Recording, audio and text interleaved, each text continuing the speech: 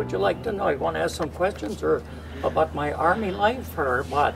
Well, you were in one of the great battles of World War II. And, right, right. And We landed in France on New Year's Day, and they put us on trains, and about 8 hours later, I was going through Belgium. Took it on a Jeep, and they had us set up with a great big food situation there and fed us, and then on the Jeep again and right up to the front. We dug foxholes and it was scary.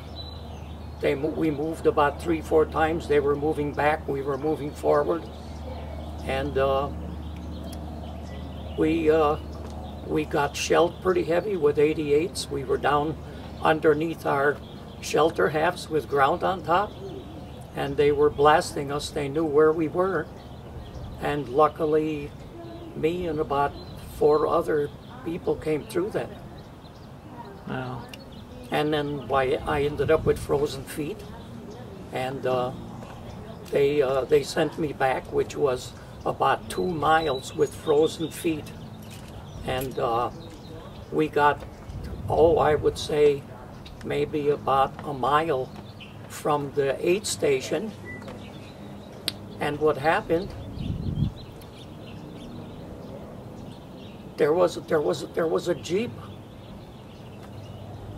and we thought we'd get in it and see if we could drive it back up, and it must have been radio controlled, because what happened, in about 2 seconds we heard the 88s coming, and we dove to the ground, and this was in a farmer's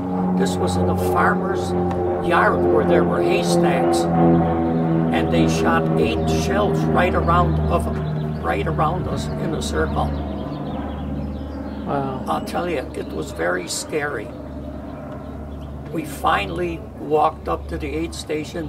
When I got there, they cut my boots off because my feet were swollen to the point where they had to cut my boots. From there I went to the hospital in France, from there in England, and then from there in Texas.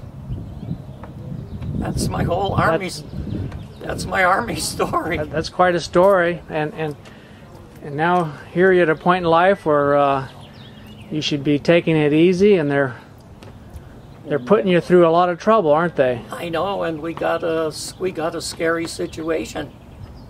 You know, I mean, right here. Yeah, we expected to live here without, any fanfare and just live in peace, and but there doesn't seem to be any. And we don't know what's going to happen. I think that's the part where we're very uncertain on what's going to happen. Yeah. I mean, we're dealing with people that they don't care about us, and so we're just going to have to wait and see. We got to pray a lot. Yeah.